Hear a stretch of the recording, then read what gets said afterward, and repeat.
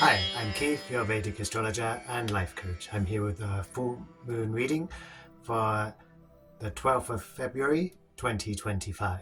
We have the full moon at 29 degrees of Cancer in the Nakshatra of Ashlesha, which runs from 16 degrees and 40 minutes to the end 30 degrees of Cancer. Ashlesha is ruled by Mercury.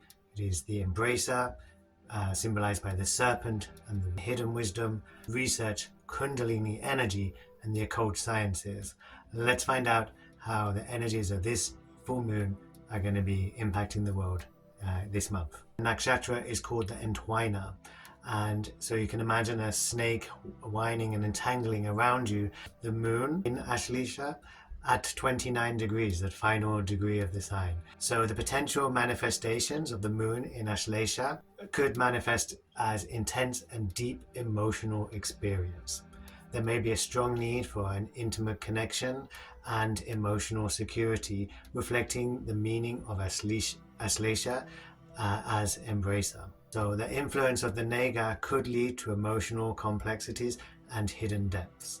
People may be drawn to mysticism and spirituality, seeking emotional solace in the hidden realms. And there could be emotional volatility and a tendency towards jealousy or possessiveness due to the strong attachments associated with Ashlesha. So for the full moon, we have the moon in Ashlesha, we have the sun opposite in Capricorn in the nakshatra Dhanishta. It is joined by Mercury. Dhanishta is the most famous or the most wealthy. It is the wealthy star. It's symbolized by a drum or flute. It represents rhythm and prosperity and social influence. It's connected with fame and success. So Dhanishta is considered a practical star. It's favorable for accomplishing deeds and setting plans into motion. Dhanishta empowers humanity to put knowledge and theories into practice and make tangible, practical use of plans and concepts.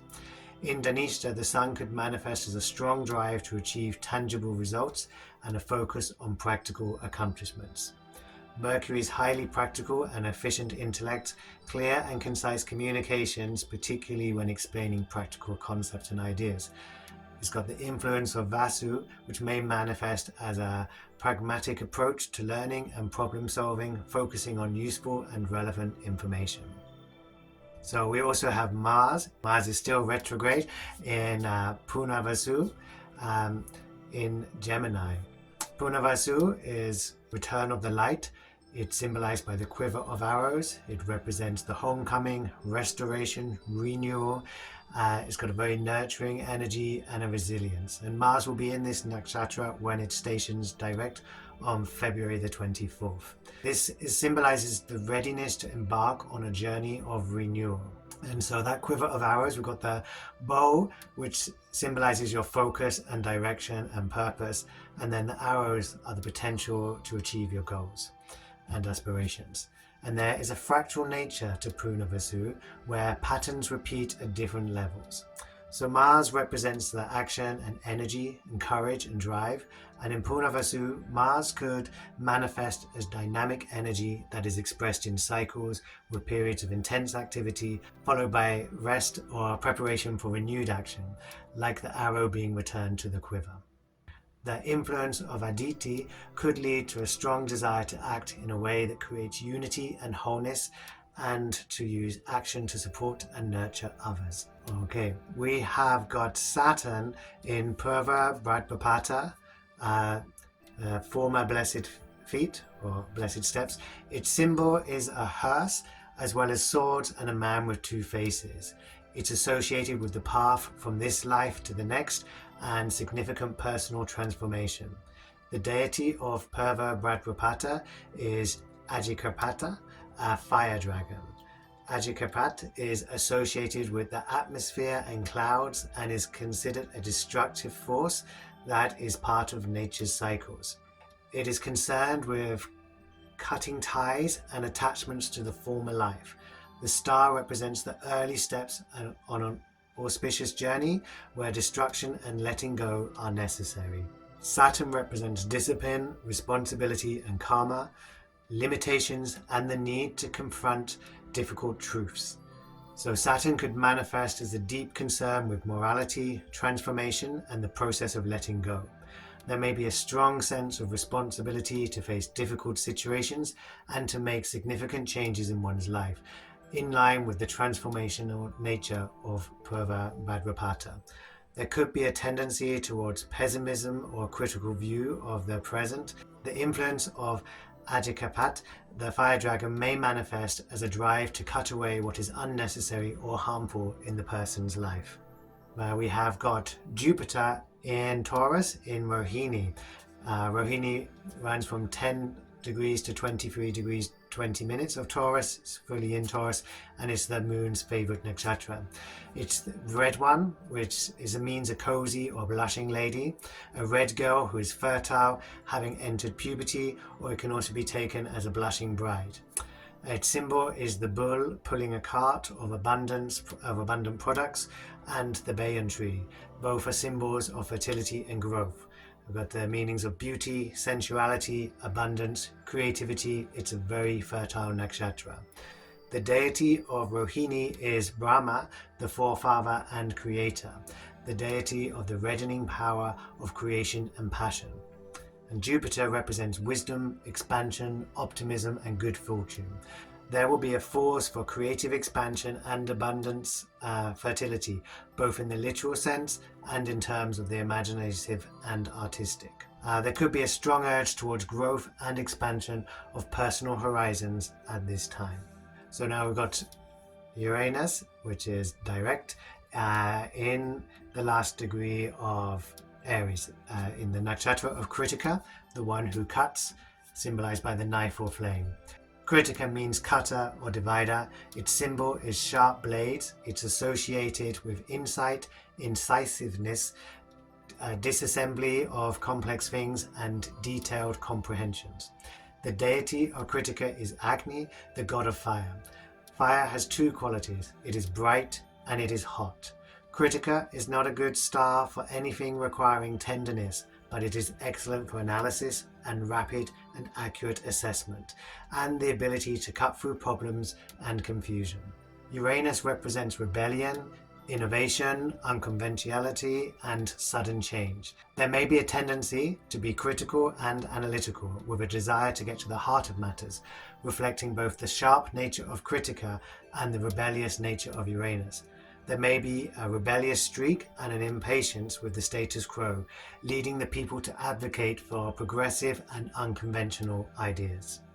We have Pluto in Capricorn. It is in Uttara Ashadha, the latter invincible. It's the second star in the Ashadha pair, sharing the symbol of an elephant's tusk and a fan with Purva Ashadha.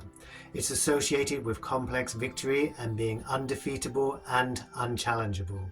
The deity of Uttara Ashadha is Visvideva, meaning every divinity. Uttara Ashadha's invincibility comes from the ability to pull together many divergent resources and make them work for a common purpose. There could be a tendency towards obsessive focus and a drive to achieve perfection, reflective of Pluto's tendency towards intensity, and you may experience transformative events that force people to tap into their inner strength and resilience and discover their power by overcoming obstacles, reflecting the invincibility associated with Uttara Ashadha. And then we've got Ketu, the south node, in Uttara Falguni, which means the reddish lady. It's the second of the Falguni pair of stars, which shares the symbol of a bed with Purva Falguni. While the previous Falguni tends towards romance, Uttara Falguni leans towards friendship and marriage. The deity of Uttara Falguni is Ayama, the god of vows and weddings. Ayama is considered the foremost of the Pitri, the well-wishing ancestors who protect us in difficult times. Ketu represents detachment, spiritual liberation, past life influences, and focus on inner growth. Ketu could manifest as a push towards detachment from conventional relationships and a focus on the spiritual aspects of friendship and commitment, which is in contrast to the star's usual emphasis of marriage and romantic harmony. There could be a strong focus on the spiritual side of communications and a desire to form relationships based on mutual respect and spiritual growth.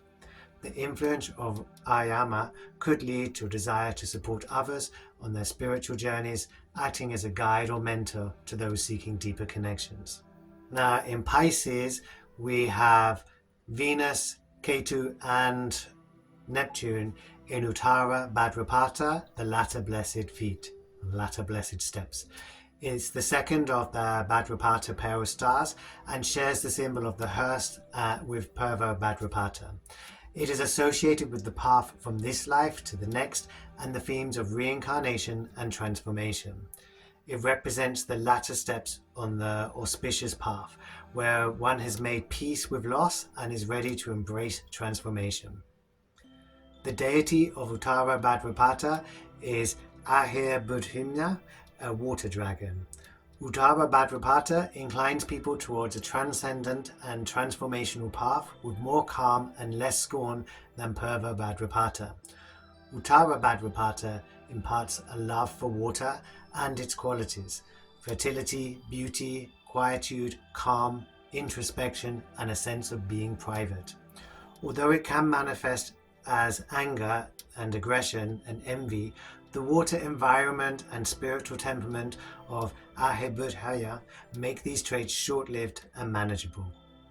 Here we have Venus represents love, beauty, harmony, pleasure, and values. So there may be a strong attraction to beauty and harmony with an added focus on the transformative and spiritual dimensions of love and the ability to see beauty in unexpected places. There may also be a strong appreciation for the beauty and calm of nature and solitude. Rahu represents desire, ambition, obsession, and unconventionality.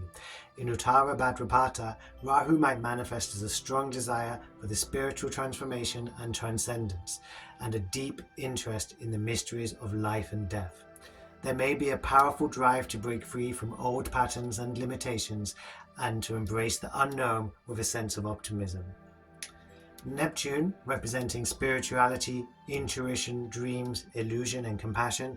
In Uttara Bhadrapada, Neptune can manifest as a deep, intuitive, and compassionate nature with a strong connection to the spiritual dimension of transformation and transcendence.